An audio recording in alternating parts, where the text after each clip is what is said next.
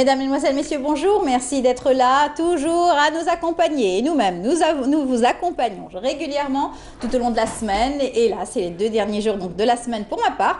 Le week-end qui arrivera, donc il y aura une Mahrez Rabia ici à cette même place. Et bien, aujourd'hui, nous allons vous accompagner à travers, comme chaque jeudi matin. Nous sommes le 25 juillet. Nous aurons le plaisir de retrouver Aïda Meshri dans un tout petit moment dans sa rubrique psychologie. Aujourd'hui, elle traitera des vacances. Et oui, le départ pour les colonies de vacances, l'aération aussi des enfants et puis aussi la première séparation quelquefois des parents avec leurs enfants. Elle va tout décortiquer, tout nous expliquer, nous donner quelques conseils en tout cas.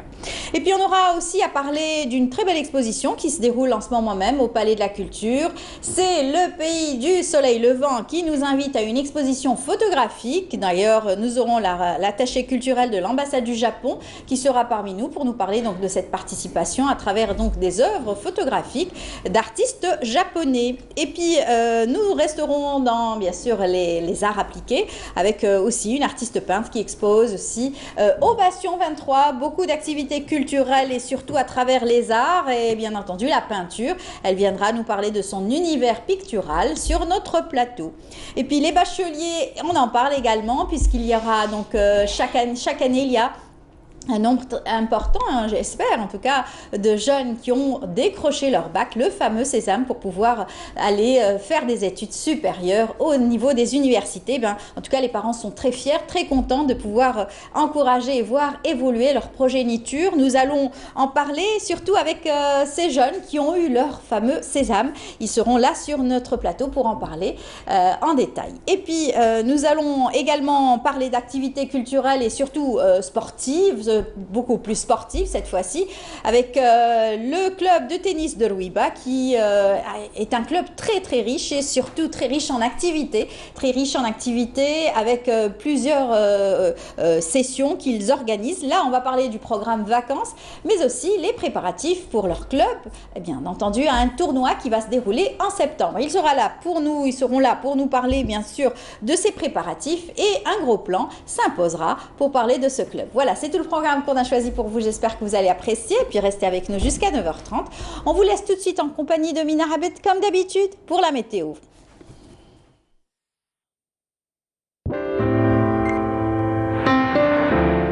Suivez l'air du temps avec Mobilis. Elle est là, elle est en forme, elle est tout de bleu vêtue, c'est joli. Bonjour Mina. Bonjour, mais je préfère le jaune. Ah, on va faire un changement alors. Oui. Il n'y a pas de souci. Comment ça va? Ça va. Donc les températures vont rester telles quelles? Exactement, ça ne va pas bouger pour le moment. D'accord. Pour l'instant, ça va, la chaleur y est, elle est bien installée. Voilà. On va pas changer les donnes, hein?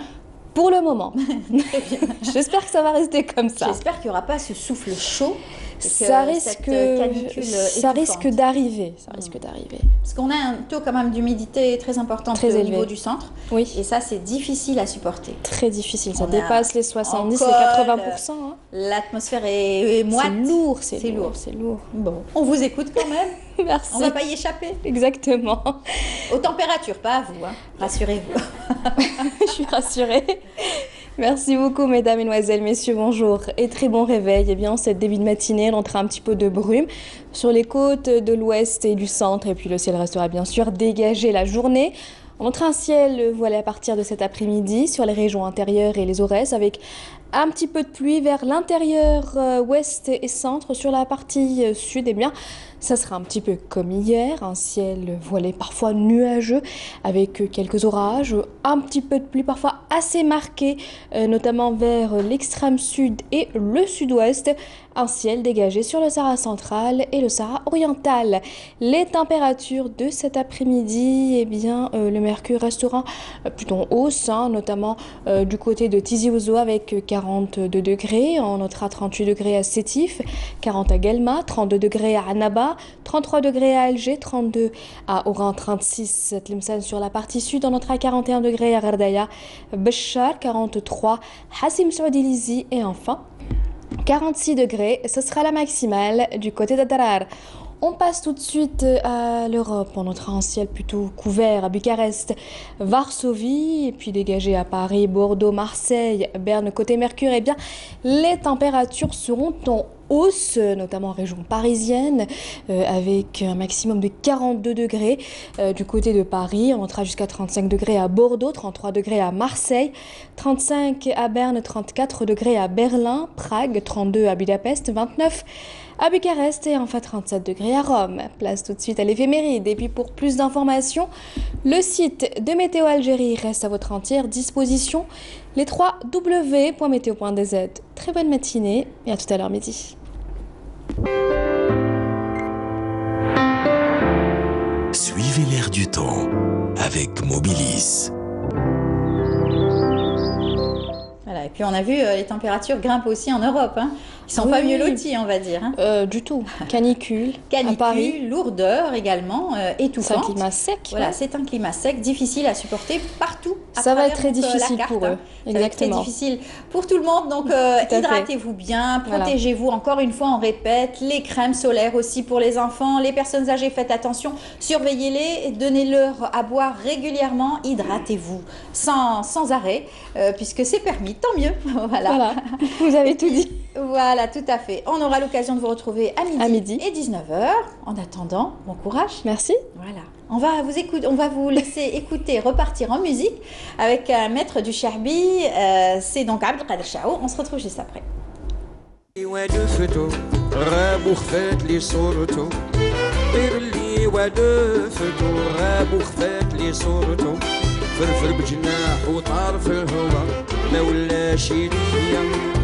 خلاني من الشوق ننكواسل ودموع عيني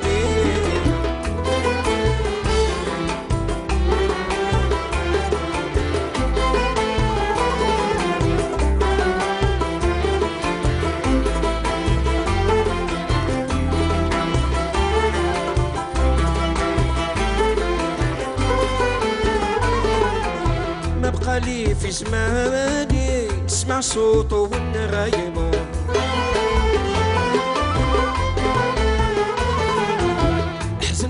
جناني وصان شجار ونحطمو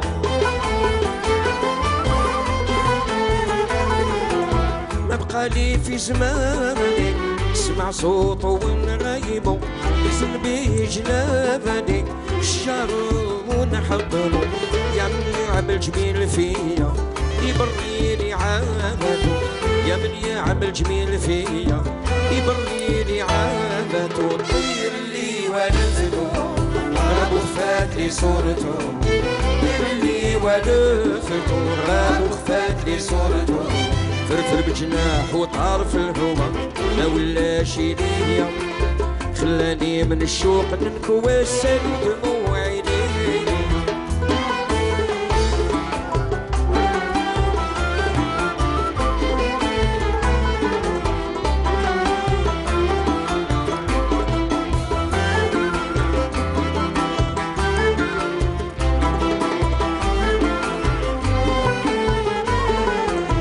مشالي وجفاني ما بقى ليه هات نكلمو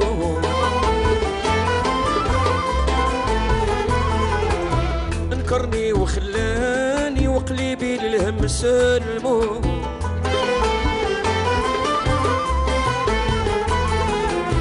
مشالي وشفاني ما بقى ليه هات نكلمو انكرني وخلاني قلبي للهم سلمو يا حسرة ما جرى بيا يا من صغال اللي نحدتو يا حسرة ما جرى بيا يا من صغال اللي نحدتو دير لي ولفنو غلفات لي صورتو دير لي ولفنو غلفات لي صورتو فرفر بجناح وطار في الهوا لا ولا شي ليا خلاني من الشوق ننكواسل ودموع عيني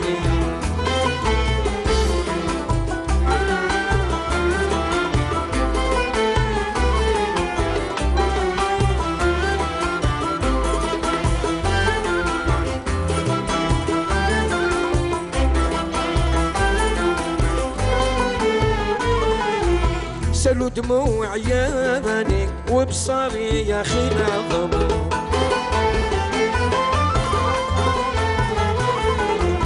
ما ظنيت انساني خلاني وحجر مرسمو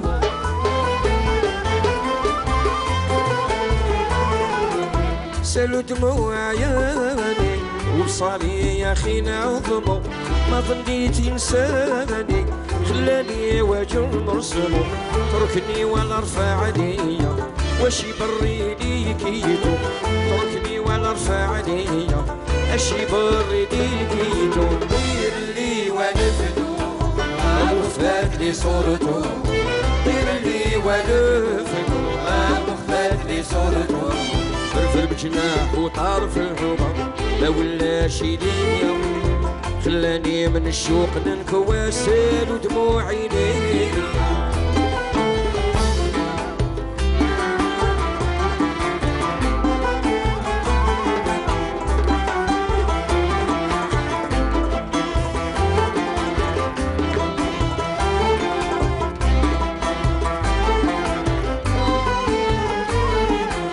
ما نصبر المحاني قلبي للسهرة تلزمو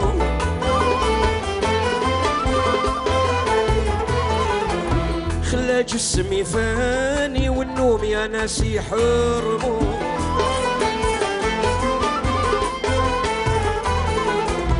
ما نصبر المحاني قلبي للسهرة تلزمو خلا جسمي فاني والنوم يا ناس يحرمو يا مضرا يسالى عليا اشي نسيني محبته يا مضرا يسالى عليا اشي نسيني محبته Voilà une très belle interprétation de Abdelkader Chahoun, Selmou Aleh. J'espère qu'il sera parmi nous bientôt, pourquoi pas, pour la saison estivale et pouvoir profiter aussi de son programme musical à travers le territoire et même au-delà, parce que lui, il a l'habitude de faire aussi des concerts à l'étranger. Eh bien, on va accueillir comme il se doit Aïda pour cette dernière émission donc de la saison. Elle vient nous dire bye bye parce que c'est les vacances pour elle aussi. Alors, à l'occasion aussi de se reposer pour mieux se ressourcer pour la rentrée. Bonjour Aïda. Bonjour Amel. Comment bonjour. ça va? Très bien, alhamdoulilah. Très bien, vous êtes en vacances et pourtant vous êtes chez nous aujourd'hui oui, voilà. pour cette dernière. Écoute, ça c'est un plaisir, partager le travail avec cette équipe, c'est vraiment énorme. Dernier voilà. souvenir fort, c'était le maillot de l'équipe nationale. Et comment? Message fort. Ça a donné ses fruits en tout cas. Vous les avez tellement bien encouragés qu'ils ont gagné. Quel bonheur, quel bonheur. Vous étiez venu la veille du match, hein? Bah oui. Alhamdoulilah, alhamdoulilah. On a passé un bon moment, c'était agréable, magnifique. Alors, magnifique. en parlant de vacances, c'est le thème que vous avez choisi pour nous ce matin, n'est-ce pas? Oui, parce que souvent on s'est attardé sur l'importance des vacances, il faut couper les activités. Comment travailler après des résultats, comment travailler bien sûr, comment remonter le moral des parents et des enfants si bien sûr il y a eu un petit échec. C'est agréable de les inviter vers des activités, c'est agréable de les accompagner pour qu'ils puissent s'exprimer, tout ça. Mais voilà, il y a un petit déclic. Hein? Il y a toujours dans les vacances le changement de cadre, quelque part, un sentiment de séparation, un sentiment d'abandon qui s'installe, peut-être. Oui. Et puis voilà, il y a quelque chose qu'on doit travailler. Si on travaille sur l'année comme ça, et durant l'année, il y a quelque chose qu'on investit de l'ordre affectif, il y a beaucoup de choses. L'enfant, il vit avec ses tripes quelque chose qu'il donne au cours de l'année. Oui. Et aujourd'hui, je ne parlerai pas uniquement de l'école, mais voilà que je ramène avec moi aussi l'idée de l'école des arts. Aujourd'hui, la République des arts, elle est présente avec nous pour qu'on puisse vraiment être témoin de ce qu'ils ont fait, de ce qu'ils ont partagé au cours de l'année avec un nombre enfants, énorme. Avec les parents aussi. Tout cet investissement, parce que c'est un réel investissement pour les enfants. Ces jeunes qui découvrent pour la première fois les arts peut-être et qui partagent avec des instructeurs qui sont là, formés pour les accompagner. Tout à fait. Des enseignants qui sont là pour la bonne cause, ils sont là à porter haut et fort et haut le flambeau des arts et vraiment toute cette partie importante dans la construction de la personnalité de l'enfant. Mais je dirais, on a vu des enfants timides qui ont pris la scène dans des ateliers de théâtre, on a vu des enfants doués comme ça dans les doigts, qui n'avaient pas beaucoup de paroles, mais derrière les pianos, derrière les guitares, ils étaient là à apprendre et à chanter, à à vraiment C'est ça. mettre le paquet. Et c'est- comme vous nous le dites souvent, chaque enfant, chaque individu est différent. Tout à Et fait. même tout jeune, ils ont leur propre caractère et ils forgent leur propre Oui, caractère. Alors vous verrez par exemple dans une chorale un enfant qui s'exprime et qui est très à l'aise, et vous verrez à côté un enfant plutôt timide qui va avoir du mal à aussi s'exprimer, et tout ça, ça se travaille. Ça se travaille à long terme. Aujourd'hui, peut-être parmi les invités, il y a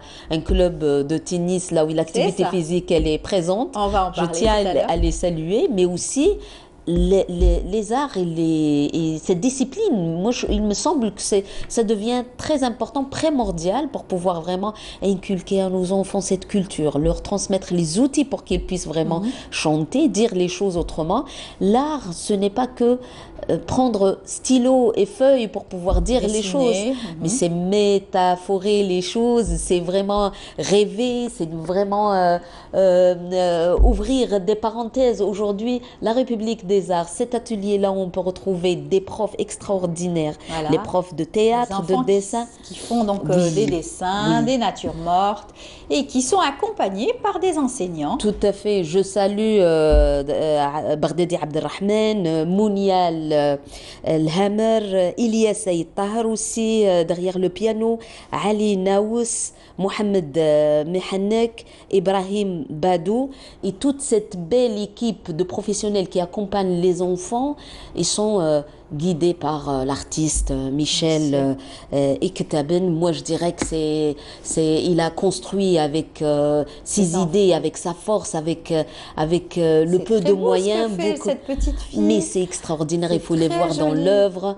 Je crois que Michel a construit un cadre extrêmement important, mais aussi chaleureux pour les enseignants, mais aussi pour les enfants qui découvrent, qui sont là à prendre les outils et à mettre en œuvre quelque chose qui vient de leurs propres émotions. Ça, c'est un vrai apprentissage. Je salue toutes les familles, tous les enfants Un qui beau partagent. selfie avec Ah l'ensemble oui, des oui. enfants, des jeunes, Voilà.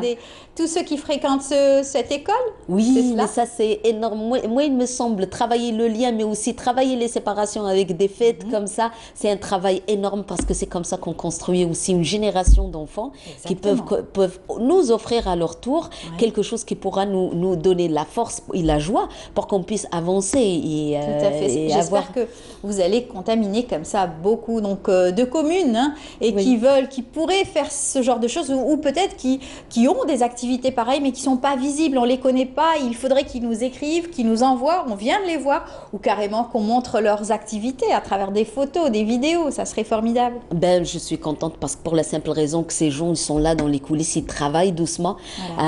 Mais aussi, c'est un travail à longue haleine. Hein. Oui. L'enfant, il est là à résister, à placer des difficultés comme ça. Ils sont là à l'accueillir, à l'accompagner, à travailler avec lui, à le soutenir dans un cadre agréable. Très belle salle de musique et puis en plus de ça, ça encourage aussi, ça donne une fierté particulière aux parents aussi d'aller encourager, applaudir leurs enfants, Absolument, leur absolument. petite progéniture comme on dit. Absolument. Moi, je au dirais aussi violon. une salle de dessin, une salle de danse, mais et du théâtre aussi.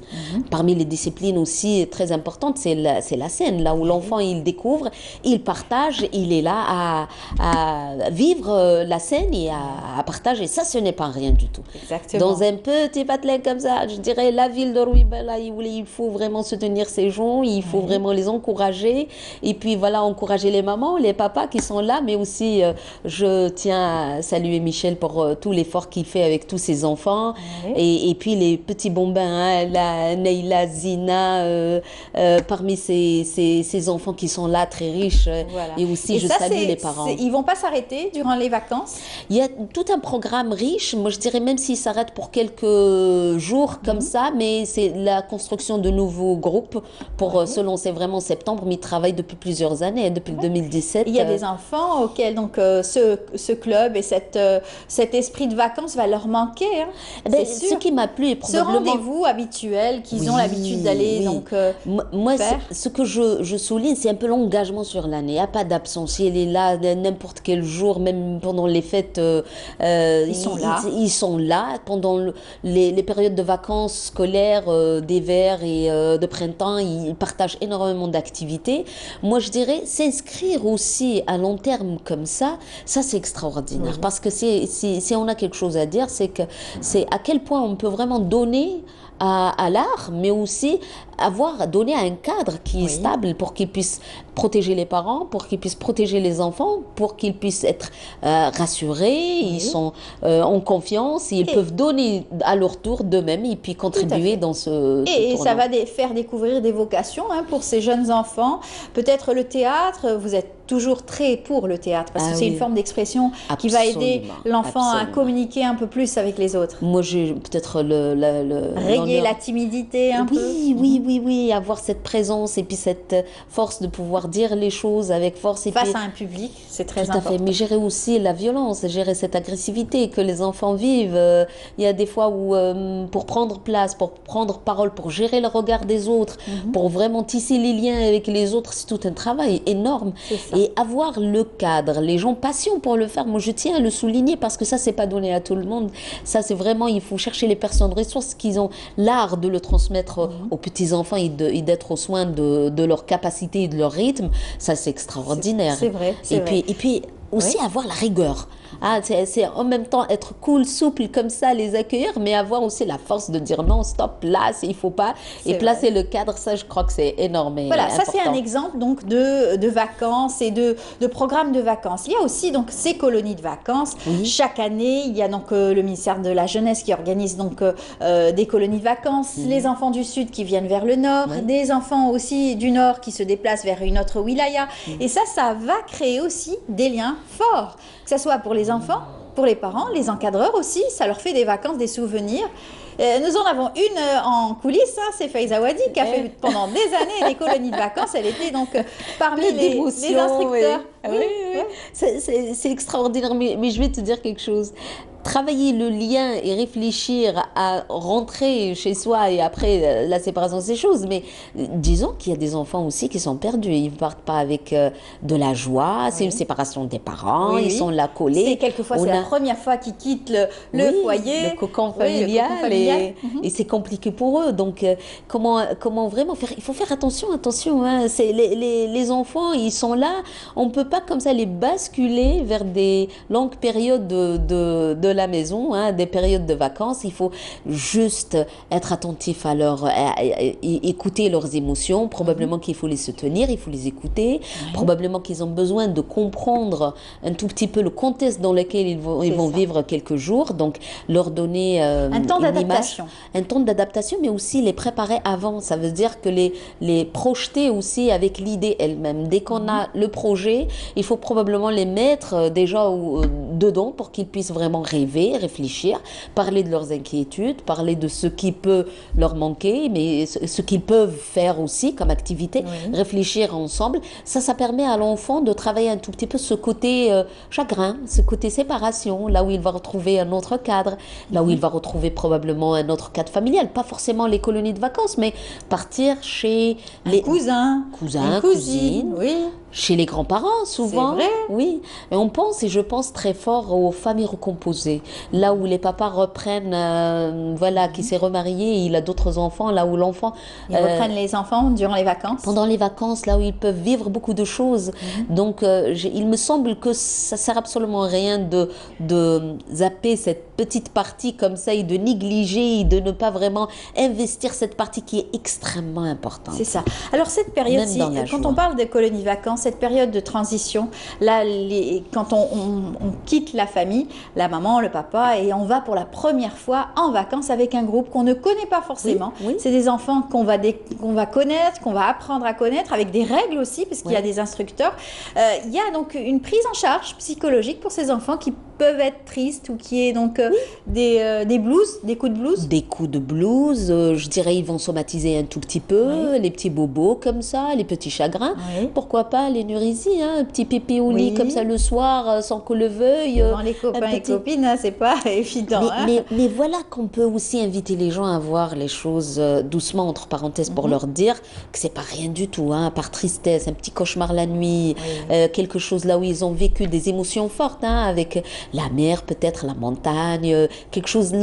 Nos enfants, les enfants sont toujours protégés avec leurs parents. Oui.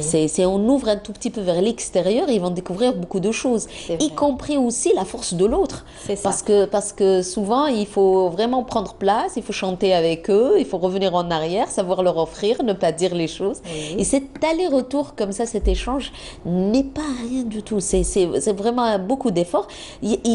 Tout dépend de la capacité de l'enfant. C'est ça. Les enfants sont Et différents. peut-être que durant cette période, l'enfant va se révéler. S'il a un problème, on le saura. Peut-être que ça va permettre à l'enfant peut-être de s'extérioriser aussi, en quelque sorte. S'extérioriser, mais je crois qu'on peut dire aussi c'est la leçon de vie, parce que l'enfant, il va glisser vers cette autonomie. Qu'est-ce que c'est que l'autonomie? Comment il va comprendre qu'il doit être responsable de ses actes, qu'il doit mettre en pratique ce qu'il a appris à la maison, il doit surveiller ses objets, il doit vraiment se prendre en charge, se nourrir.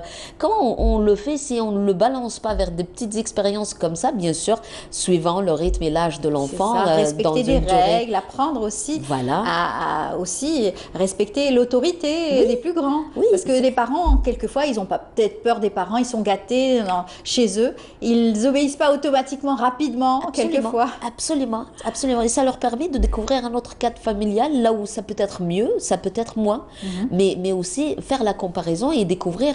C'est tout simplement, si je donne la métaphore d'un petit oiseau, c'est celui qui va utiliser ses propres ailes comme ça, et il va trouver voler. l'air et voler avec ses propres ailes. Ce sont les expériences à faire vivre à nos enfants, mais je dirais doucement comme ça, il faut vraiment choisir le cadre, mais aussi De toute un façon, enfant. je pense que les parents viennent leur rendre visite chaque week-end, probablement. Ça, je ne saurais pas vous dire, mais tout ce que je pourrais dire maintenant, c'est que si on le voit bouder comme ça, s'il est en colère, s'il n'est pas très content, eh ben, il ne faut pas qu'on place un peu l'idée que les vacances, c'est parfait, c'est l'idéal et c'est le repos total. Les vacances, c'est une autre expérience à part entière. Là, on peut rencontrer des moments très difficiles, des moments où ils vont vivre beaucoup d'émotions. Ils seront peut-être en colère, ils seront peut-être pas d'accord, mais je dirais, c'est dans ces petites émotions qu'il ne faut pas s'inquiéter, il ne faut pas se précipiter, il ne faut pas étouffer cette parole, mais peut-être lui permettre juste de dire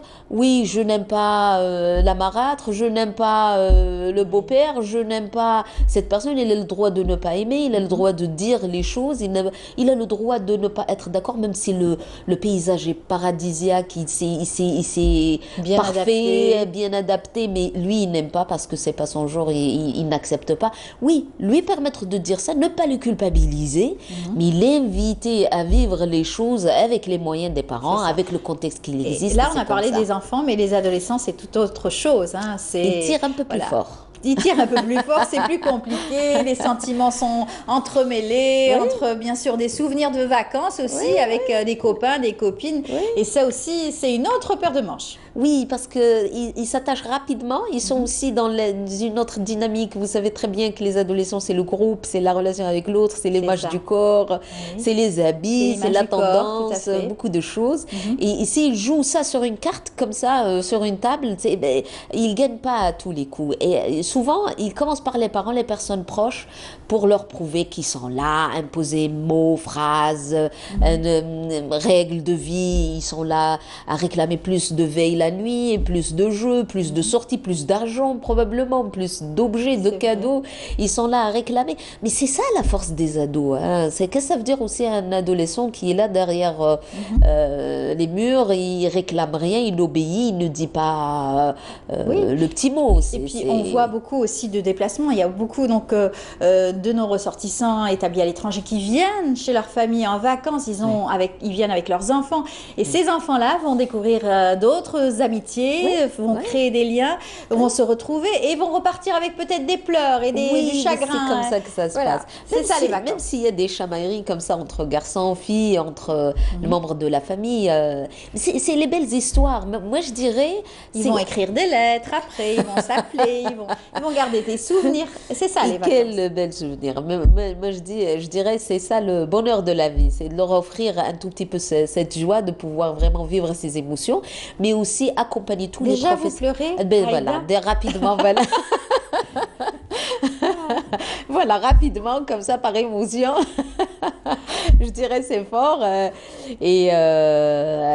Bon courage pour tous les professionnels qui accompagnent ces enfants, qui sont là à soutenir, à les accompagner, à travailler avec eux. Voilà, en tout cas, bravo à vous. Merci, Amel. Pour cet excellent travail que vous avez accompli avec nous.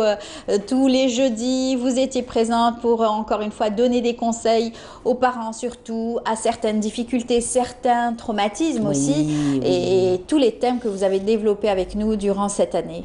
Moi, je dirais merci à cette belle équipe qui m'a donné la liberté de pouvoir choisir les mots, de pouvoir choisir le contexte dans lequel je peux placer beaucoup de choses concernant l'enfant. Je remercie tout le monde, tous ceux qui m'ont permis de revenir à ces questions de la famille. J'ai abordé pas mal de thématiques grâce à toi, Amel, grâce aux rédacteurs en chef qui sont présents avec nous, tout ça dans leurs propositions, tout ça. Et je reste disponible. Je vous remercie pour tout et c'est un grand gain pour moi et une grande expérience de vie. Tout comme nous, pareillement. Merci beaucoup, Aïda. On vous souhaite d'excellentes vacances. Reposez-vous bien, vous en avez besoin. Et puis, en attendant de vous retrouver, Inch'Allah, à la saison prochaine. Inch'Allah, avec plaisir. Très bien. Rendez-vous est pris. Et puis, bonnes vacances. Et puis, on souhaite aussi bonnes vacances à tous ceux qui s'apprêtent à partir, ceux qui sont là, qui profitent aussi des beaux jours sur place. Et bien, profitez-en également. Et puis, quant à nous, on va leur offrir un reportage. On va leur donc montrer aussi les colonies de vacances. Les enfants du Sud qui viennent ici au nord, profiter de la mer, bien sûr de la plage, du sable et surtout faire de nouvelles rencontres. Regardez, c'est un reportage signé Nour Houda Bouzegao. Pour beaucoup d'entre eux, il s'agit de leur premier contact avec la mer.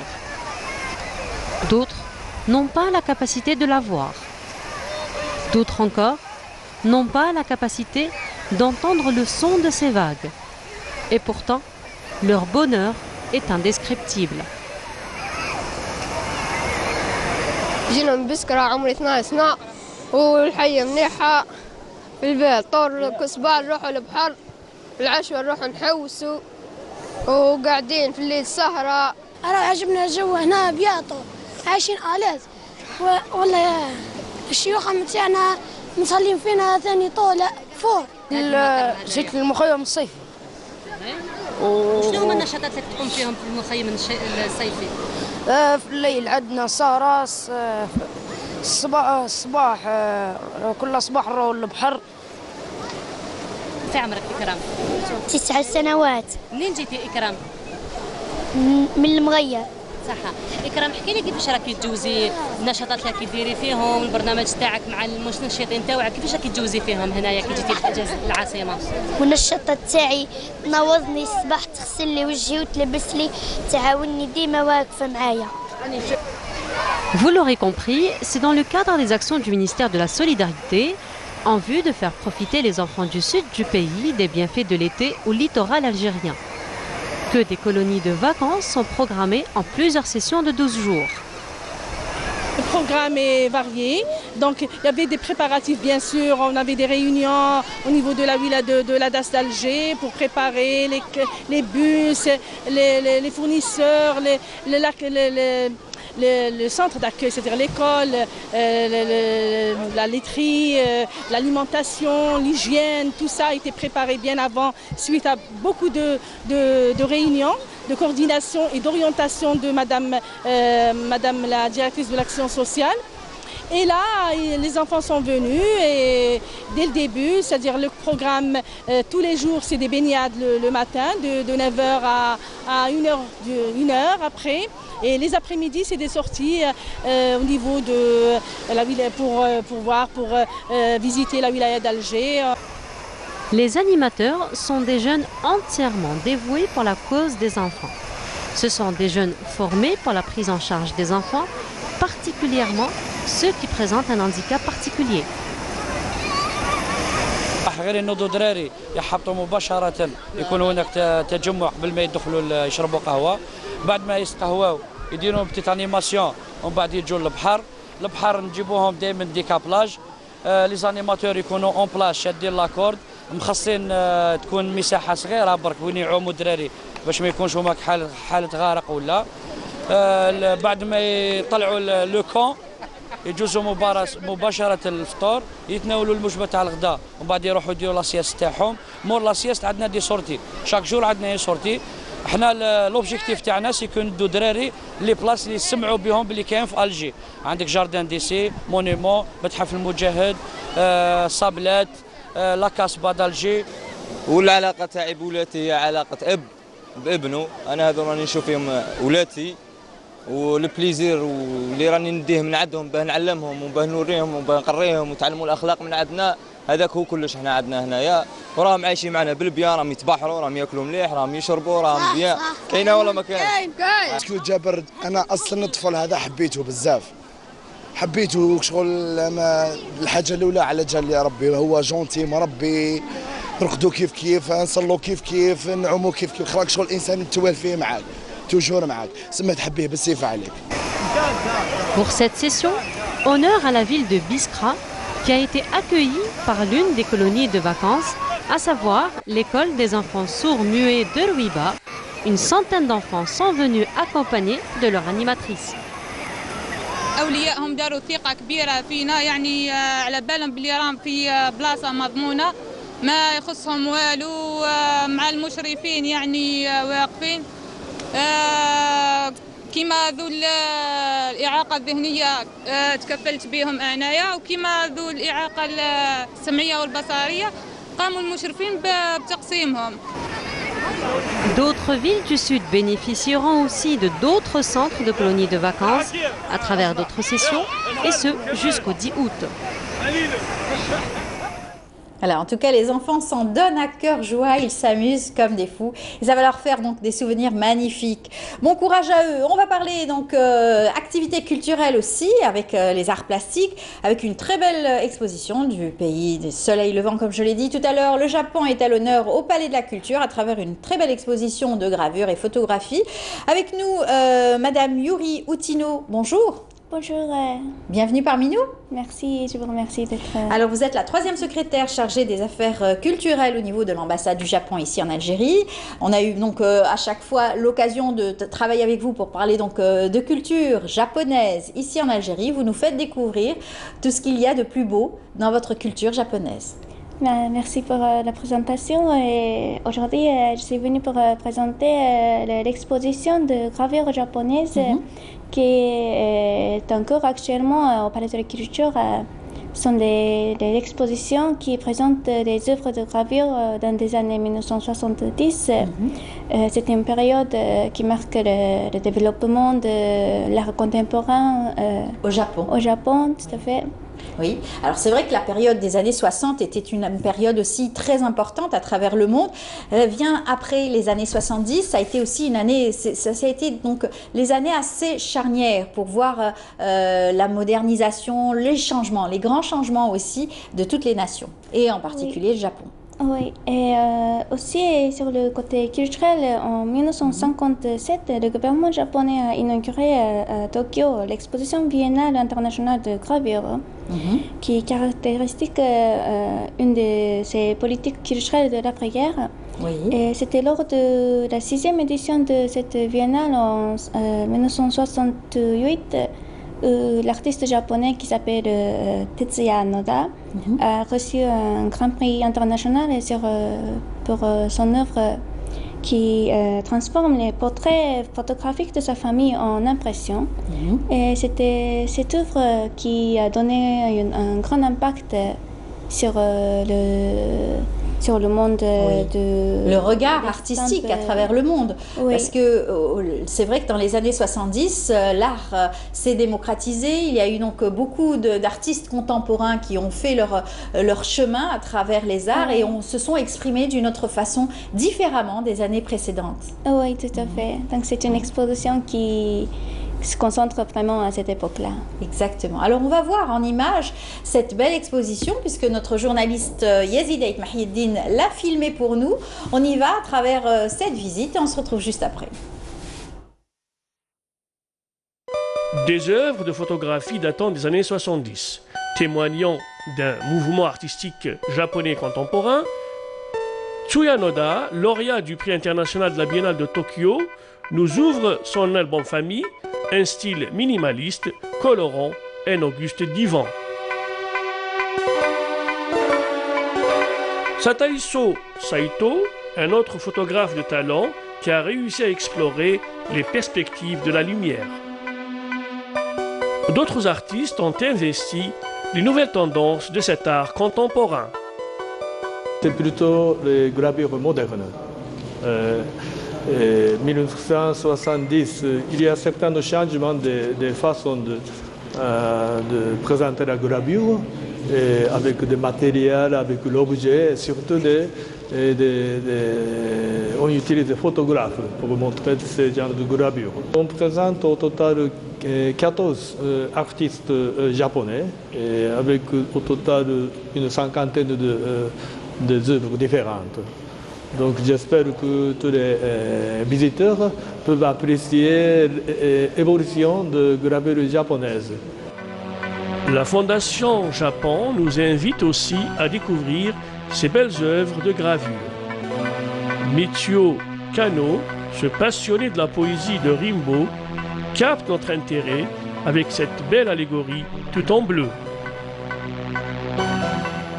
C'est une exposition qui est intéressante à plusieurs titres, au titre aussi de la découverte de la gravure japonaise bien précisément, parce que le Japon concentre un nombre important d'influences et de caractéristiques que nous ne retrouvons pas dans d'autres sphères culturelles. Donc nous constatons donc une très forte épuration, une recherche de la quintessence de l'art, de cet art et de son expression. Invitation et un bon plan pour s'y rendre au Palais de la Culture Moufdi Zakaria qui abrite cette belle exposition et ce jusqu'à la fin juillet. On a donc vu cette belle exposition et puis voir le directeur donc, du Palais de la Culture, Monsieur Hantri. Cette exposition est en ce moment même à la galerie Baya du Palais de la Culture Moufdi Zakaria. Et puis on a vu donc 14 artistes qui participent à travers donc des photographies et des gravures, c'est-à-dire une cinquantaine d'œuvres, comme nous l'a dit Monsieur l'ambassadeur. Oui, tout à fait. Donc 40 artistes, mais en fait l'exposition s'est divisée en deux parties. La première partie, ça se concentre sur des gravures où les artistes utilisent des images photographiques, comme on a vu. Et après, la section 2, c'est plutôt sur les matières simples, comme des pierres de coton, de tôle d'acier, sont utilisées directement dans des œuvres. Donc, il y a deux différentes tendances. En fait, d'exposition. Alors, à travers les photos et les gravures, et bien sûr, des montages aussi artistiques. Alors, c'est une exposition qui a beaucoup voyagé, puisque vous nous dites, ici, vous l'avez, la Fondation du Japon l'a ramenée en Algérie pour la faire voir un petit peu à tous ceux qui visitent cette exposition. Mais sinon, elle était déjà ailleurs. Cette exposition était déjà présentée dans des pays comme la Slovénie, la Biélorussie. Et après, il y aura l'Allemagne et d'autres pays aussi pour voyager. Ça sera donc une exposition itinérante qui va aller juste après l'Algérie. Elle va aller à Cologne, en Allemagne, et puis pouvoir encore une fois séduire d'autres nations à travers aussi la compréhension de l'art japonais aussi. Oui, en fait, c'est une exposition organisée par une institution qui s'appelle la Fondation du Japon, au Japon, qui s'occupe de la promotion de la culture japonaise dans le monde entier. D'accord. Donc, c'est un des événements pour promouvoir et de présenter la culture japonaise dans le monde. Très bien. Alors, ce sont donc des artistes qui sont connus au Japon, connus par leur parcours, par leur distinction, puisque vous avez dit certains artistes ont eu des distinctions à l'international lors de biennales, par exemple, des distinctions. Ce sont donc des artistes qui continuent encore une fois dans leur démarche contemporaine. Oui, donc ce sont les artistes qui sont connus au Japon dans ce domaine d'art contemporain et ils ont continué même après cette époque aussi. Oui, donc c'est à chaque fois une nouvelle découverte et faire connaître le travail des artistes japonais, par la même occasion la culture japonaise, puisque régulièrement au niveau donc de chaque ambassade, de chaque nation, il y a donc des rencontres culturelles. Vous allez en organiser au mois de novembre, n'est-ce pas ? Oui, au mois de novembre, nous allons organiser novembre prochain, oui, nous allons organiser des journées culturelles japonaises et il y aura l'artiste de Ikebana, de fleurs décoratives. C'est magnifique. Ikebana, c'est l'art donc floral. Oui, tout à fait. Comment on a déjà eu l'occasion de découvrir cela avec vous lors de différentes émissions où c'était des maîtres d'Ikebana qui venaient faire des démonstrations et donner des formations aussi pour ceux qui s'intéressaient à cet art. Oui, donc nous prévoyons de présenter cette année. Très bien. Donc on attend le mois de novembre avec impatience, avec bien sûr l'ambassade du Japon ici en Algérie, les attachés culturels aussi, qui vont nous faire vivre quelques bons moments, n'est-ce pas, avec votre culture, riche culture. Oui, merci beaucoup. Voilà, un dernier mot peut-être. Donc cette exposition, ça dure jusqu'au 5 août au Palais de la Culture, donc vous êtes tous bienvenus. Très bien. Voilà. Merci beaucoup. Je rappelle, Madame Yuri Utino, vous êtes 3e secrétaire chargée des affaires culturelles à l'ambassade donc, du Japon ici en Algérie. Merci beaucoup d'avoir été notre invitée ce matin. Merci beaucoup. Et puis à très bientôt. À très bientôt. Rendez-vous pris peut-être en novembre. Oui. Voilà, bonnes vacances à vous si vous allez partir. On continue notre programme. Je vous invite tout de suite à apprécier ces rythmes, cette chanson de Si Kamel. On se retrouve juste après.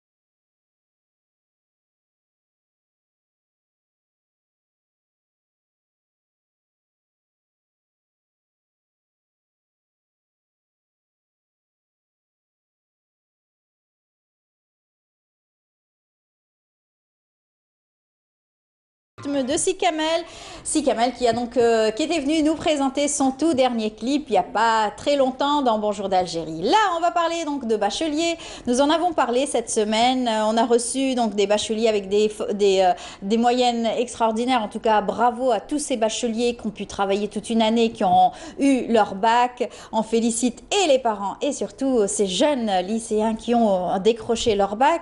Mabrouk alihom. Eh bien, voici donc aujourd'hui encore une fois, nous allons en reparler puisque nous avons avec nous un invité, Badreddine Boumediene. Marhaba bik. Bonjour à tous les téléspectateurs de Canal Algérie et merci pour l'invitation. Merci à vous, merci d'être venu sur notre plateau. Alors on va parler des personnes aux besoins spécifiques, des personnes en situation de handicap qui, malgré donc les difficultés, ont pu avoir leur bac et ont travaillé une année difficile à préparer ce baccalauréat depuis des années, parce que c'est un cursus pour tous les étudiants qui travaillent, lycéens, tout un travail fait par les parents et pas que, les étudiants ont beaucoup de mérite. Alors, Badreddine, ça fait donc cette année, ça a été difficile pour vous de préparer le bac? Non, c'est pas difficile, pas du tout. Les 3 mois premiers, c'est un peu, mais après, c'est pas difficile. Eh bien, alhamdoulilah. Vous m'avez dit donc j'ai pas eu le trac le jour J. Non, j'ai pas eu le trac, j'ai passé des bons moments. Oui. Et... La veille, pas de trac la veille. Non, pas un peu. Oui. Un peu. Du le lycée Tarak? Non. Vous êtes déplacé? Le lycée à 100 mètres ou 200 mètres pour le lycée que j'ai étudié. D'accord. Très bien. Alors, vous avez donc eu 15 de moyenne, la Hiber, 15-19 de moyenne. C'est un travail excellent puisque vous avez travaillé toute une année à préparer ce bac. Et là, vous avez décroché votre bac. Oui, bien sûr. Après un peu de difficultés, mais ça passe bien. Ça passe bien. Alhamdoulilah. Alors 15,19 de moyenne, ça veut dire vous avez choisi la filière lettres et philosophie d'Art Felsafa. Oui, philo et l'arabe. J'ai travaillé bien parce que malgré que le sujet de l'arabe est un peu difficile.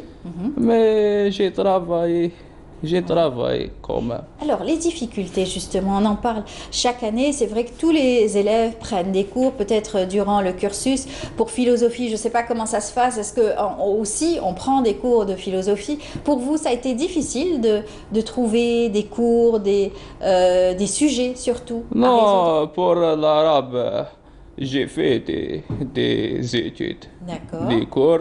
Oui. Mais... aussi philosophie aussi, mais ça passe bien quand même. Vous avez eu de l'aide à Ounouk, vous avez vos camarades, vous les saluez d'ailleurs? Oui, bien sûr, oui. Tous les camarades. Dédicace pour le prof de philo. C'est le prof Hamoudan qui a fait... qui a donné des études. Oui, Haounek. Oui, c'est une prof. Ah, c'est une prof. Oui. D'accord. Et tous les profs comme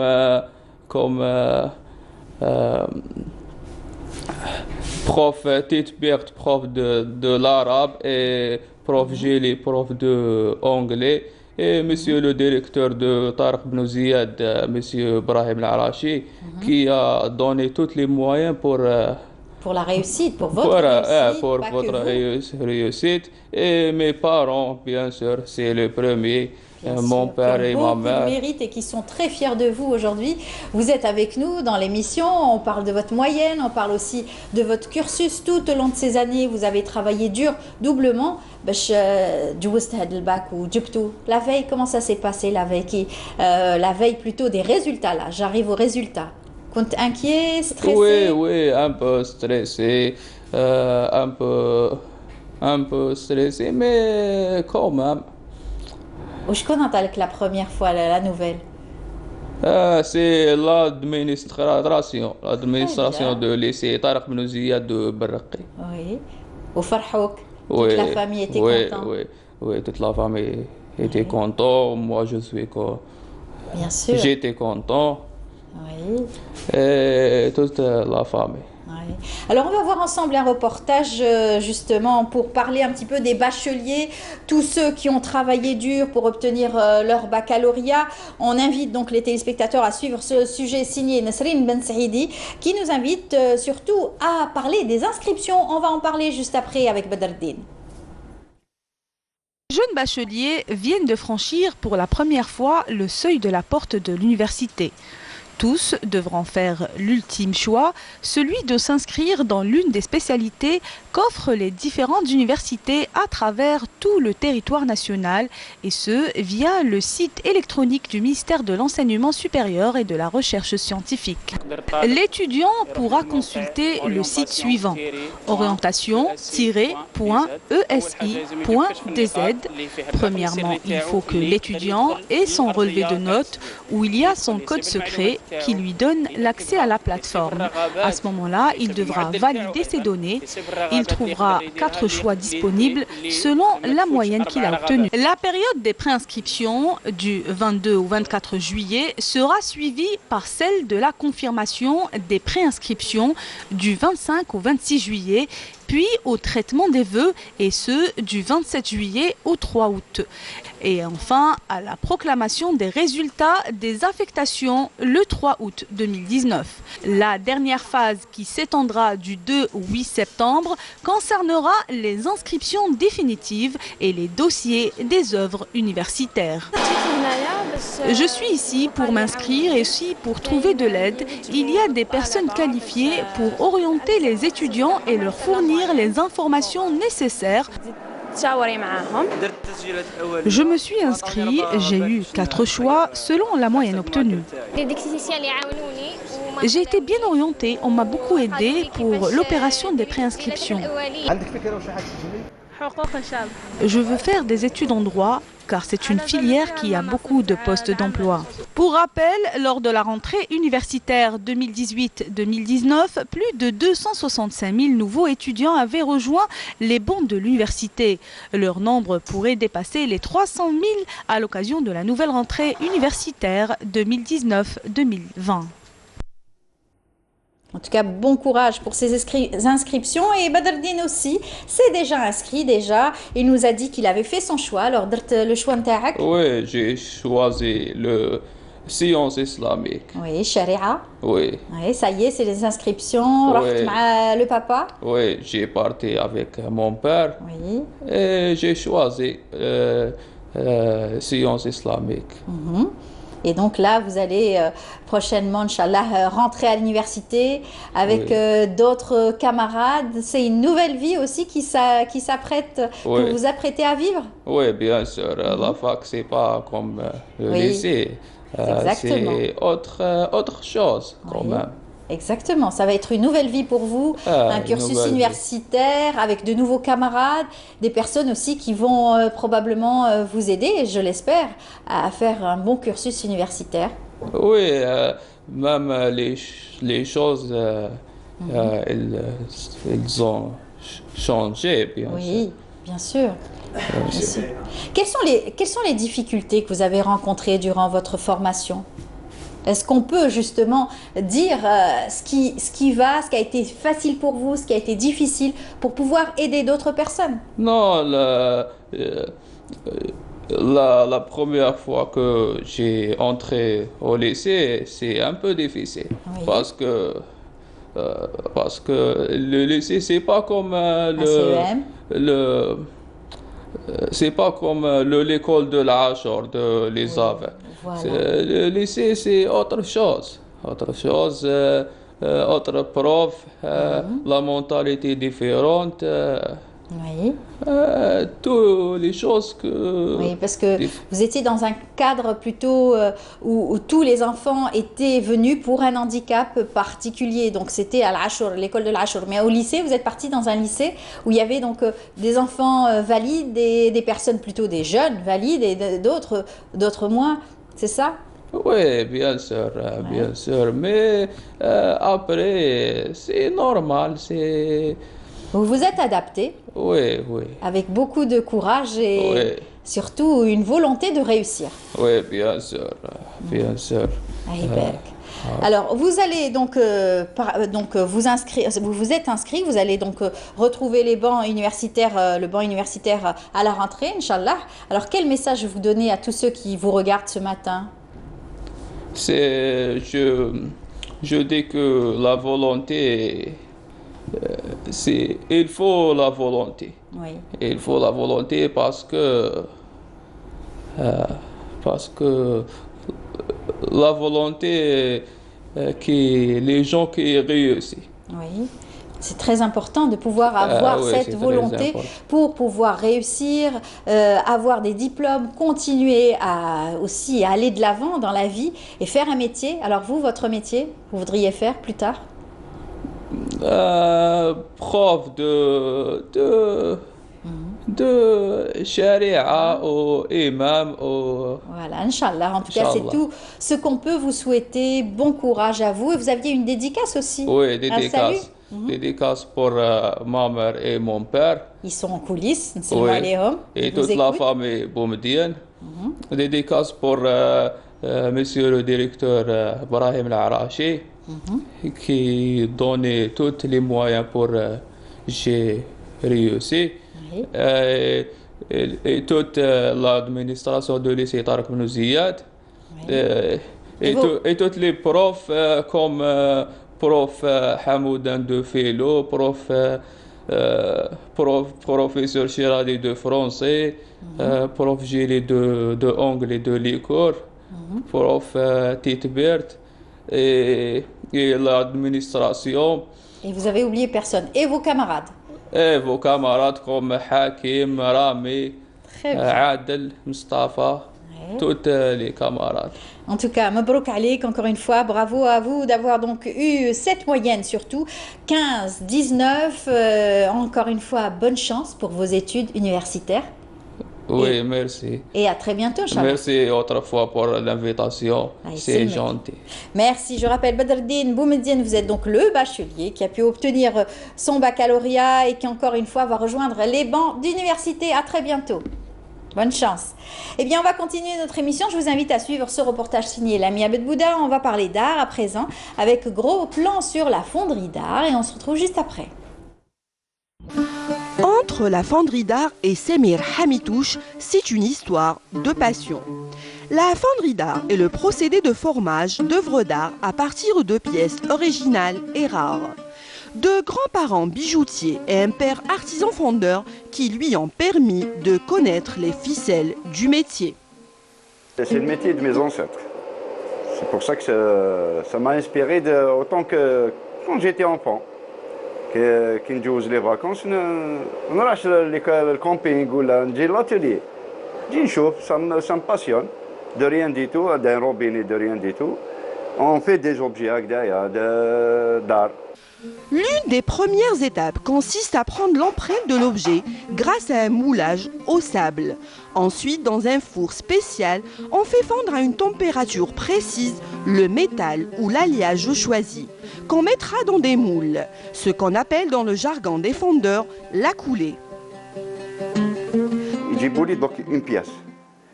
On fait le moulage, on fait fondre le cuivre. On coule la pièce, on fait le dégrainage, la finition et le polissage. Et le client est content. En véritable artisan fondeur, Semir Hamitouche est entouré de belles pièces qu'il affectionne. Il fait aussi de la restauration pour des collectionneurs ou des institutions culturelles. Un métier rare et ardu car il demande beaucoup de technicité et de patience, surtout l'été. Un amour de métier qu'il a voulu transmettre à ses deux fils.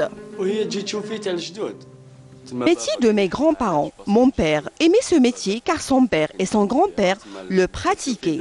C'est ancré dans son sang. Et moi, depuis mon jeune âge, j'ai accompagné mon père malgré un terrible accident de travail qui m'a coûté ma mâchoire et mes 3 dents. J'ai 22 ans, mes copains sont à la plage et dans les piscines. Mais malgré ça, je reste. Quoique c'est terrible de travailler l'été ici.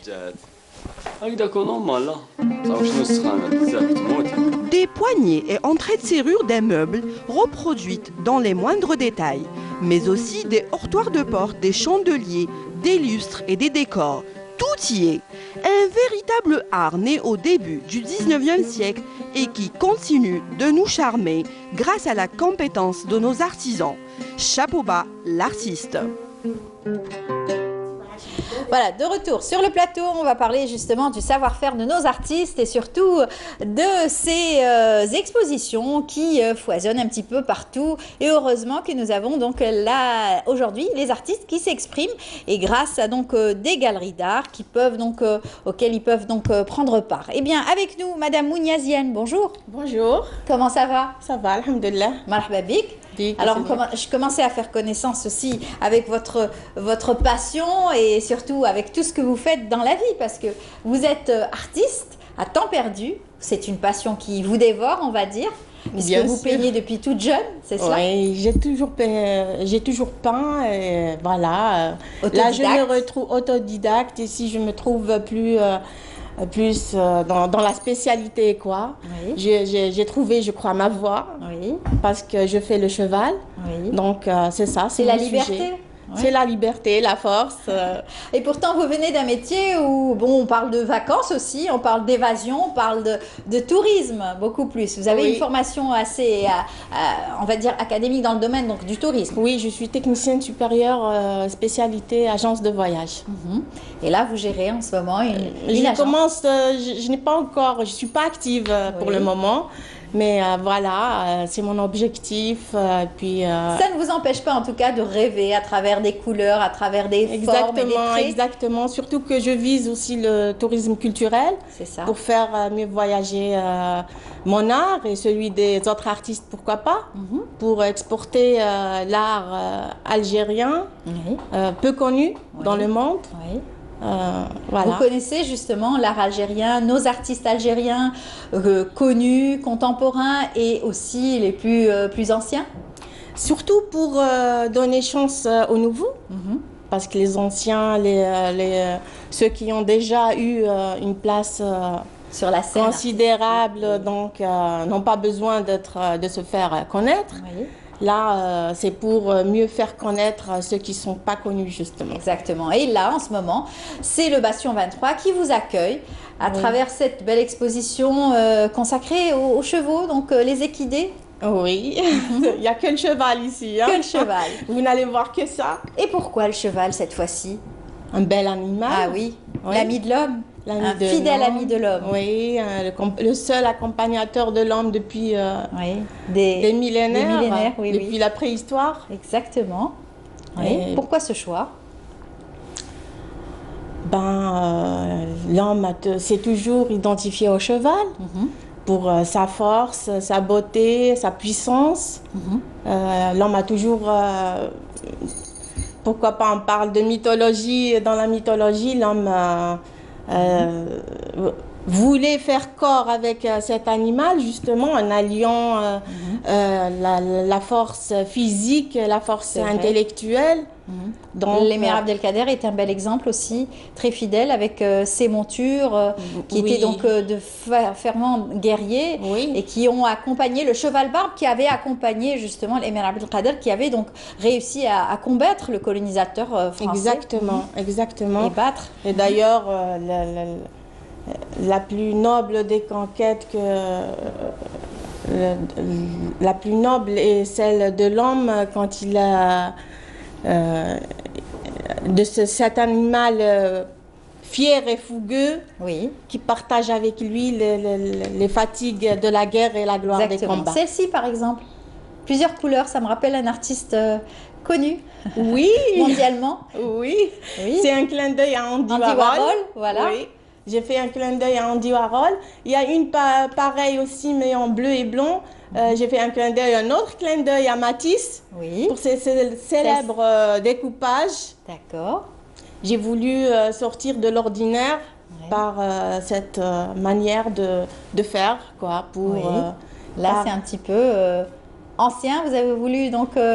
Là, c'est patrimoine. C'est patrimoine.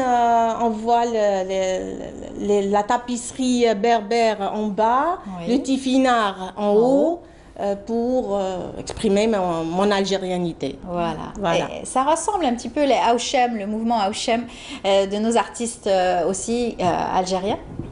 Pas exactement, non. Pas tout à fait. Non. D'accord. Alors, ici, par cette empreinte victorienne, j'ai voulu exprimer la noblesse, parce qu'on ne peut exprimer la noblesse que par une empreinte royale. Ici, c'est une empreinte de l'ère victorienne. J'essaye de deviner votre technique. Et là, je n'arrive pas. C'est un peu pochoir. C'est la première fois que j'utilise ça. Et c'est justement, l'artiste doit toujours faire du nouveau pour ne pas rester dans c'est quoi comme technique? C'est de la peinture acrylique? C'est de la peinture...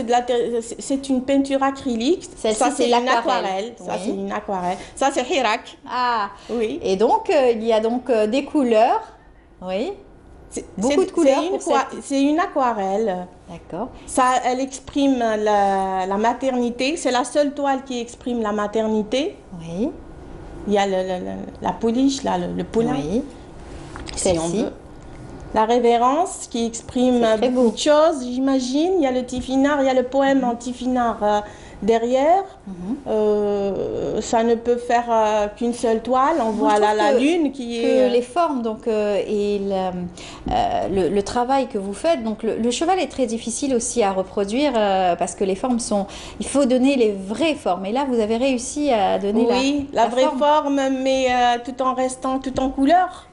Il y a la couleur ici, donc je suis dans Celui-ci est différent. Je suis dans le réalisme magique, donc... D'accord, on a l'impression que c'est du collage. C'est du collage. C'est du collage, oui. Ah d'accord. Je vois bien alors, ça va. Oui, il y a du papier de bouquin. D'accord. J'ai introduit aussi le fil, on voit le fil, hein, c'est du fil. J'ai cousu mes toiles donc. Oui. Le cheval aussi est différent là. Là, justement, j'ai repris mon premier cheval. J'ai voulu faire justement un rappel parce que j'ai un premier cheval qui est exposé maintenant. J'ai insisté pour l'exposer, bien que de sa forme, c'est pas la même forme du cheval que je fais en ce moment, mais c'est un hommage à mon premier cheval, justement, que j'ai. D'accord. Voilà. Très bien. Alors, les formes qu'on a pu voir, c'est donc des formes plus ou moins épurées. Oui, le museau, on voit, il a une forme spéciale, une forme à moi, justement, c'est mon empreinte, donc c'est mon cheval. Maintenant, si on voit un cheval accroché à un mur, on va connaître que c'est le mien, c'est pas quelqu'un d'autre. C'est vrai, c'est votre propre identité, on va dire. Exactement. Alors, vous avez participé avec combien de tableaux? 42 toiles. 42 toiles. Et ça a été un travail préparé depuis longtemps? Il y a quelques toiles quand même, puisque c'est une suite à mon exposition précédente, Cris et chuchotements. Oui. Là, mon expo s'appelle À la recherche des temps perdus, pour essayer de rattraper le temps perdu, justement. D'accord. Il y a des toiles qui expriment ça, justement, aussi. Donc, voilà. Ça fait, en tout cas, vous avez l'habitude d'exposer, puisque vous avez exposé ici à Alger. Oui, j'ai exposé 4 fois l'année dernière. Collective et individuelle. 2 collectives et 2 individuelles. Et ça vous a permis de rencontrer votre public? Oui. Ouais. Et quelle expérience ça vous fait donc de pouvoir rencontrer des gens, parler de ses œuvres, expliquer ses œuvres? Un plaisir, un plaisir, et surtout un plaisir de voir les gens contents de voir du nouveau, chose qu'on me dit souvent, que c'était du nouveau, c'est pas du déjà vu, c'est une nouvelle empreinte, pas l'habitude de voir cette manière de peindre, et ça m'a fait vraiment plaisir.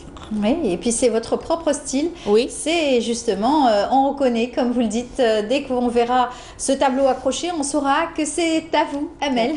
C'est cela? Mounia. Mounia, pardon. Voilà, Mounia Aziane. Alors vous avez donc vous exposez en ce moment même au Bastion, ça va s'étaler jusqu'à quand? Ça va se poursuivre jusqu'au 31 juillet, donc du 18 au 31 juillet. Il y a beaucoup de gens qui viennent voir l'exposition, des gens qui viennent pour voir le lieu qui est mythique, merveilleux. On découvre par cette visite-là au Palais des Rails mon exposition, des gens qui ont été déjà informés, qui sont venus spécialement pour. Oui. Des gens qui ont rencontré, qui ont trouvé mon exposition par hasard. Qui sont rentrés. Et qui sont très contents, qui m'ont laissé de gentils mots sur mon livre d'or. Très bien. Ça va droit au cœur. Oui. Oui, voilà. Eh ben, en tout cas, bravo pour cette exposition. Donc, pour ceux qui ne l'ont pas encore vue, allez-y au Bastion 23. Cette exposition est encore en place jusqu'au 31 juillet. C'est cela. Oui. Et puis, en attendant de vous retrouver, puisque vous avez pris goût à ces expositions, et j'espère que vous allez en faire bientôt, prochainement. Oui, ouais. L'année prochaine. L'année prochaine. Vous avez déjà le thème ou pas encore? Je vais rester avec mon cheval. D'accord, d'accord. Bien sûr, je mets toujours, on donne une nouvelle touche, oui. Il faut progresser et pas rester justement dans le même. Il faut donner du nouveau. Voilà. Très bien. En tout cas, bravo à vous. Merci à vous. Merci d'avoir été notre invité. Merci. Bonne chance pour ce que vous faites. Merci beaucoup. Et voilà, à très bientôt. À très bientôt. Inch'Allah. Je rappelle, Mounia Aziane, vous êtes artiste peintre et vous exposez en ce moment même au Bastion 23. N'hésitez pas à aller visiter cette exposition. Je veux remercier bien sûr les gens du Bastion. Oui. Des gens formidables, travailleurs et sérieux. Oui. Je leur dis merci pour m'avoir facilité l'exposition. Tout à fait, bravo à eux. Et puis c'est eux qui nous mettent en contact très souvent avec les artistes. Donc pareillement, on les remercie. Eh bien, on va continuer dans un tout petit moment. On va parler de sport juste après cela.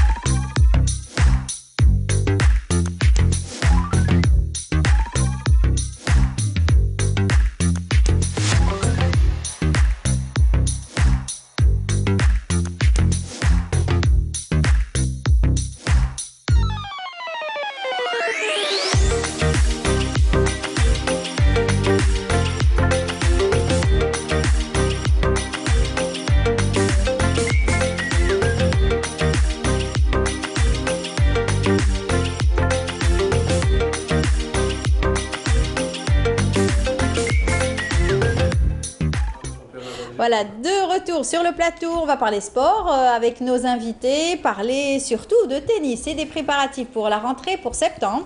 On va présenter notre invité, Amin Moudjelab, bonjour. Bonjour, bienvenue. Merci de nous recevoir.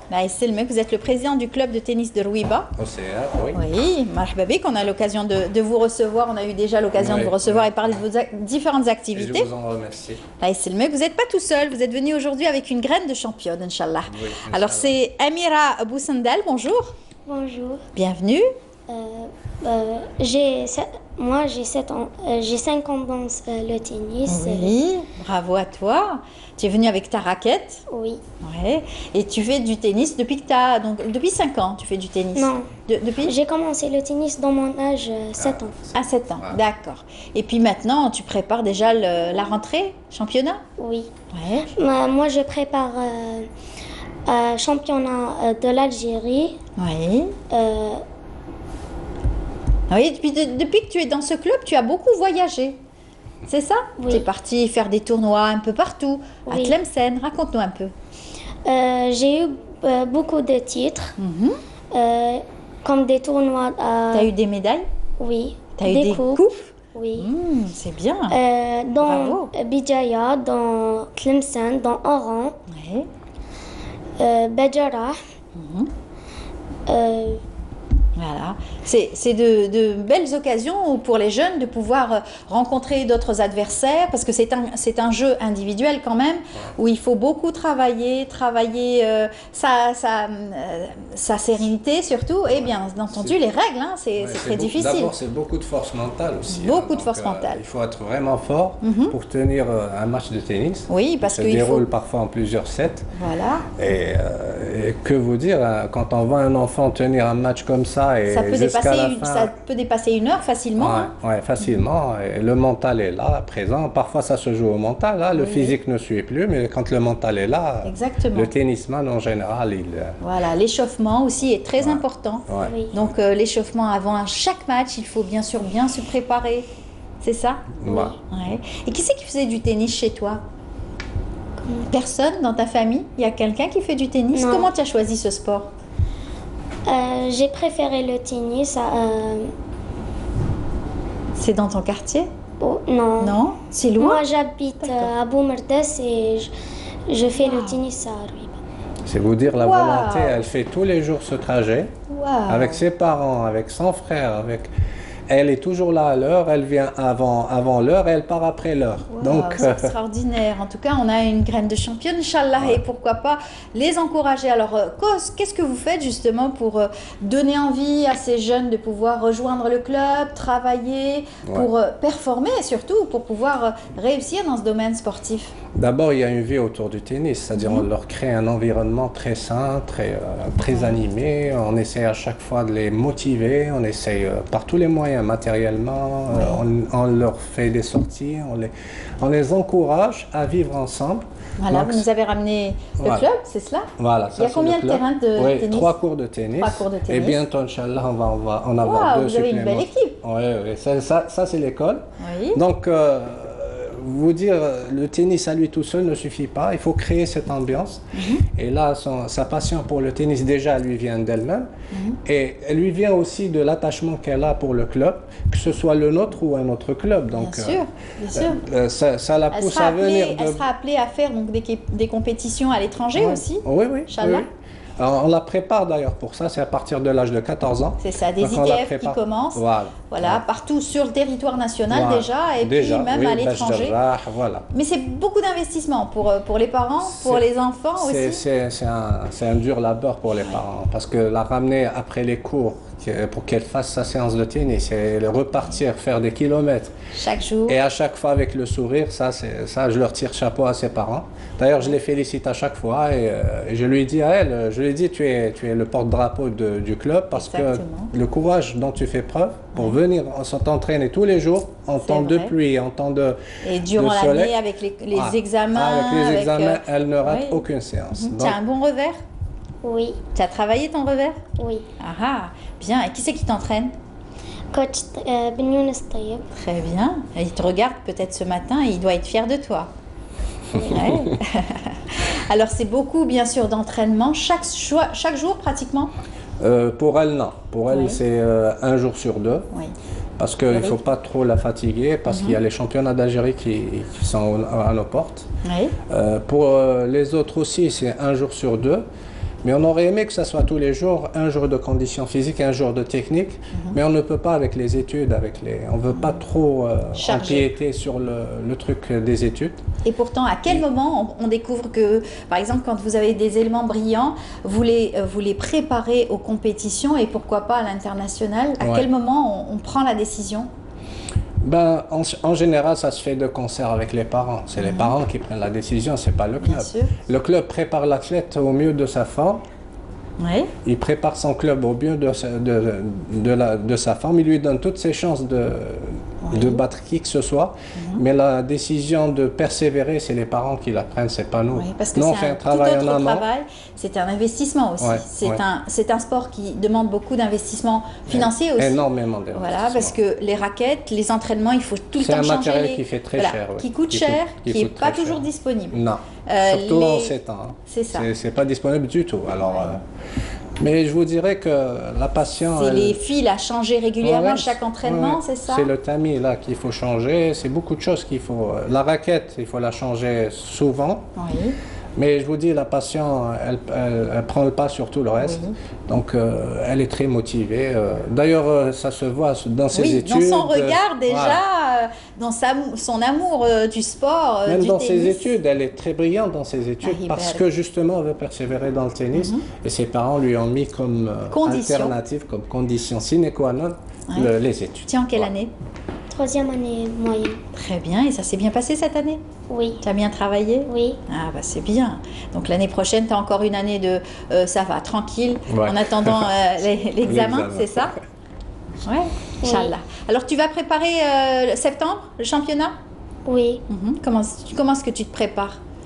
Je sais pas. Oui, beaucoup de travail, l'entraînement. Oui. Tu vas à la plage parce que je sais que les athlètes, ils ont aussi quelquefois à la veille des matchs, il ne faut pas trop d'exercice physique pour ne pas trop se fatiguer. Il faut se ménager, oui. Même manger aussi sainement. Oui, il ne faut pas manger trop. D'accord. Il faut garder la ligne pour être souple. Ouais. Oui. Ouais. Quelles sont les conditions justement, des règles, des entraînements? Qu'est-ce qu'on te dit de faire quand tu joues au tennis? Courir une demi-heure. D'accord. Faire l'échauffement. Il faut faire bien l'échauffement. D'accord. Surtout l'échauffement. Très bien. Et quelles sont peut-être les lacunes donc, de la petite qu'il faut travailler pour préparer septembre? Ben maintenant, on se penche beaucoup plus sur les situations de jeu parce que là, c'est très technique. Bon, peut-être que le commun des mortels ne comprend pas ce que c'est qu'une situation de jeu. Oui. On la prépare à toutes les éventualités, c'est-à-dire quand la balle est trop puissante, quand la balle est trop courte, quand on lui fait des situations de jeu. Et mentalement, on est en train de la préparer parce qu'à l'approche de chaque tournoi, il faut la préparer mentalement. Ce qu'on est en train de faire, le mental se travaille. Mais ce mental qui est utilisé pour le tennis, elle est en train de l'utiliser également dans sa vie de tous les jours. Bravo. C'est quelqu'un qui a beaucoup de volonté. Et ça, elle tient ça pas du tennis, mais le tennis l'aide à persévérer. C'est ça. On est en train de voir aussi de belles photos où il y a des coupes. Tous ces athlètes qui font partie de votre club, vous en êtes fiers, n'est-ce pas? Ça, c'est le staff technique avec le staff administratif, M. Hafid Lamaré, M. Mustafa Chamouni. Ça, c'était pendant le mois de Ramadan. On a un programme très actif. On se doit de le faire parce qu'il faut donner une alternative aux familles. D'accord. On ramène des familles, on leur fait des jeux parents-enfants, on fait des tournois entre les parents, entre les enfants avec leurs parents. On essaie un petit peu de créer une activité qui fasse que ces jeunes-là aiment le tennis et aiment la vie en association, la vie en société. Et c'est un sport individuel, mais qui permet aussi aux jeunes de partager beaucoup de choses en commun quand il y a des tournois, quand il y a aussi en équipe, quand on travaille en équipe. Des liens, il y a donc aussi des binômes aussi qui travaillent, on appelle ça... les mixtes, voilà, les doubles, les mixtes. Les doubles, voilà. Donc on essaie de créer, d'abord on essaie d'intéresser la famille à ce que fait leur enfant en organisant des jeux, des tournois pour les parents. Et c'est ce qu'on est en train de... Là, c'est les scouts tunisiens qu'on a reçus dans le club. Très bien. Ils étaient vraiment impressionnés parce qu'ils ont vu qu'on avait des infrastructures, qu'on avait des talents. Donc il y en a qui là c'est des activités qu'on fait en général. Oui. Parce qu'il n'y a pas que le tennis, hein, il y a d'autres activités. D'ailleurs, on vous a reçu à chaque fois. C'est la vie en société. D'abord, on veut détacher les enfants du virtuel. En créant des activités. On veut créer des liens entre les parents et leurs enfants qui partagent un petit peu la même passion. On crée des activités qui relient les parents et les enfants. Et parallèlement, on fait de l'artistique, on fait de la poésie, on fait un petit peu de tout. C'est-à-dire on exploite le potentiel du club au maximum parce qu'on ne veut pas se limiter au sport. Tout à fait. Qu'au sport. Bravo. On essaie de donner d'autres alternatives. Peut-être que l'enfant ne réussit pas au tennis et qu'il verra un spectacle ou un truc comme ça et qu'il s'intéresse à autre chose. Tout à fait. On a eu l'occasion donc de rendre visible un petit peu toutes vos activités. Bonne chance à vous. C'est moi qui vous remercie. Bon courage. Bravo pour ce que vous faites au niveau du club. Et puis bravo aussi à notre future championne, Inch'Allah, Amira Boussandal. On te dit bonne chance. Un dernier mot peut-être? Merci. Je remercie bien sûr toujours ma famille, ma mère, mon père. Mes frères, surtout mon frère Zachary qui a fait tout pour être sérieuse dans mes entraînements. Très bien, il t'encourage. Bravo à lui, bravo à toute sa famille. Et puis j'espère que je te recevrai, Inch'Allah, comme championne. Pourquoi pas? Inch'Allah. Merci beaucoup encore une fois. On est arrivé déjà à la fin de l'émission. On vous dit bonne chance, bon courage pour tous ceux qui suivent nos programmes. En tout cas, bonne continuation sur nos programmes de Canal Algérie. On n'oublie pas la dédicace de Dida, notre caméra woman, qui félicite son neveu Medjani Abdelkrim qui a eu son bac. En tout cas, Mabrouk, bon courage à lui pour la rentrée universitaire. Voilà, on est arrivé à la fin. On se dit à très bientôt, Inch'Allah. Pour ma part, ça sera donc des vacances en attendant de vous retrouver, Inch'Allah, à la rentrée. Et on vous dit, continuez à nous suivre, bien sûr, sur Canal Algérie. Demain, vous retrouverez Mahrez Rabia ici à cette même place. Merci à toute l'équipe. Au revoir.